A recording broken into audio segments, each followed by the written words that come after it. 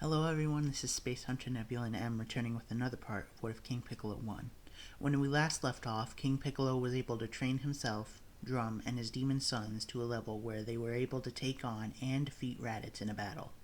King Piccolo is offered a place in the Frieza Force, and Frieza, not thinking anything on Earth would be of a very high value, instead sends out Vegeta and Nappa to face off with the demon Namekian army.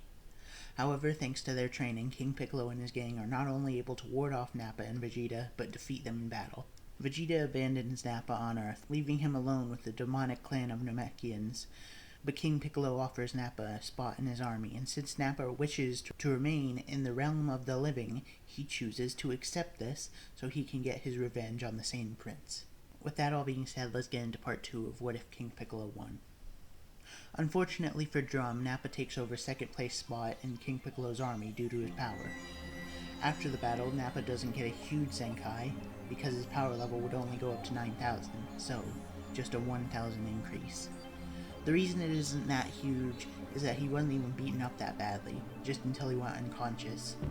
It's a pretty popular headcanon that Nappa also used to be a Saiyan general, so he takes over strategic duties for Piano as well, which is something that leaves the little pterodactyl demon quite butthurt. Drum and Piano get a lot closer since they also have someone to bond over hate on. Nappa warns King Piccolo that Frieza or Vegeta may eventually come to their planet and try to attack them.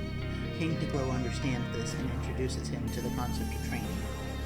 Nappa is actually familiar with this, as Vegeta used to do it as a child on planet Vegeta, as we see in Bardock, the father of Goku, back when the Saiyans were allowed to train.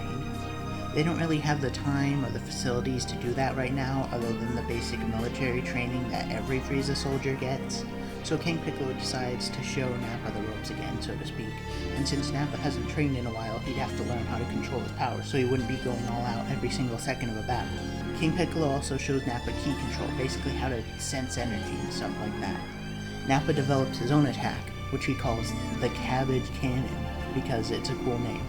Cabbage Cannon, since, Nappa, cabbage. Vegeta's Gallic gun is named after garlic, so...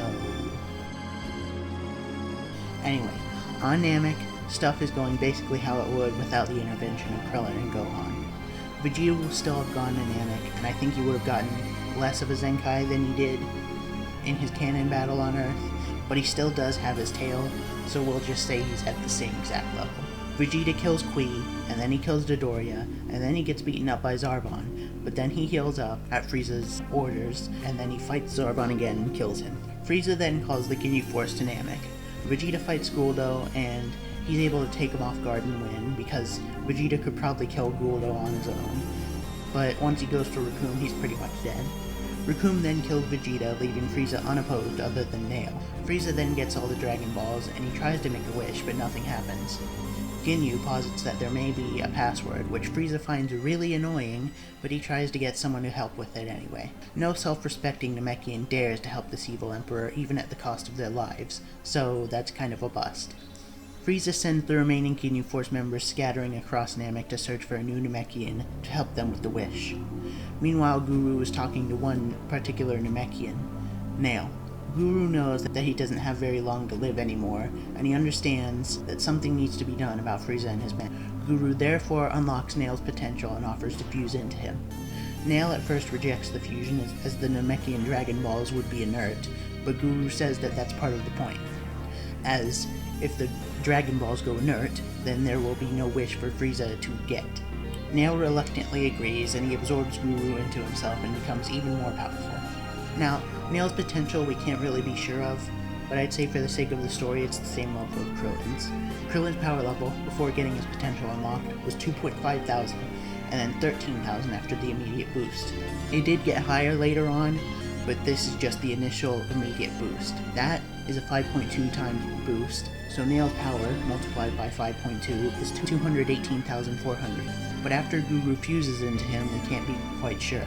El Manga Legendario says that Piccolo's power increase after fusing with Nail was 5 times, and while El Manga Legendario has a lot of information that's just outright wrong, this is our best source of information here, so we'll just have to use it. Potential unlocked Nail's power times 5 is 1,092,000, though it would increase even higher as time passes. Fused Nail then immediately goes out to stop the Ginyu Force, first killing Raccoon, then Jace, then Birder, then Ginyu himself. Nail would definitely not play around or let Ginyu try anything on him, plus the Ginyu body change stuff is really annoying and I don't want it happening in this story, so Nail just instantly destroys him. Anyway, Nail goes to face Frieza and then he bodies him. Like I said, Nail doesn't want to play around, so after a pretty quick battle, he goes for the kill and he puts his arm through Frieza's chest and then he eviscerates his body after that. Without anyone else on Namek, Nail would have to repopulate the planet. Nail channels the essence of Guru to basically reincarnate him as a new Namekian. This thereby grants the new Namekian guardianship, though Nail will have to raise him for 3 years. While Nail's power does decrease from giving up Guru, it still increases once he gets to his full potential unlock state. It's even bigger than it was from the initial unlock infusion, though not by a whole lot. Basically, he's a little more than a whole Ginyu stronger than before, despite being a single person now. Since Nail has Krillin's potential, allegedly, his full potential unlock is 30 times, just like it was for Krillin. Once the Dragon Balls are back, Nail wishes for all the fallen Namekians to be revived. This wish is granted, though since the new Guru is merely a child, the Namekian Dragon Balls only have a single wish. Luckily, they still have the same recharge period for that single wish, which is 4 months. So, really, it wouldn't matter how long they waited. Even if they waited a whole year, they'd still only have one single wish on those. But, you know, that doesn't matter. They have a single wish in 4 months. So, it's basically the same thing, but not really. Once the Namekians are revived, Nail decides to take training of the warrior class Namekians into his own hands, as he trains with them instead of training all alone. King Cold realizes Frieza probably perished on that planet, since he hasn't heard from him in a really long time, so he decides to go off to Namek. However, 4 months later, the Namekians already wished to have their planet teleported far away, or relocated somewhere or something like that, so King Cold can't find Namek. King Cold then goes and he declares that Frieza's army is now under his command due to his son's unfortunate passing, because Frieza actually is dead. As a result, Raditz is brought into Cold's army. Raditz knows Vegeta is dead, and he assumes Nappa is dead as well since he didn't come to the Frieza planet with Vegeta. Still, Cold's army is tasked with finding some strong people to rebuild the forces they lost. So, Raditz decides to go to Earth. He has 2 ideas with this, and both of them are kinda wins. The first idea is to bring King Piccolo and his underlings into the Cold Empire, cause, you know, they kinda have to be strong if they killed Vegeta, which is what Raditz thinks.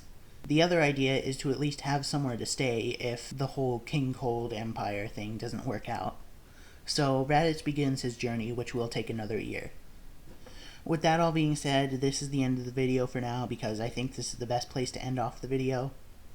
I could continue on. There's a lot more stuff to cover after all of this, but I just want to put out this quick video to go over the events of the Namek Saga, or Frieza Saga if you'd prefer. Whatever you want to call it, the whole schlop is hopped over here, so I'm going to take this as a place to end it off, and if you like the video, leave a like. If you want to see more, make sure to subscribe. Goodbye.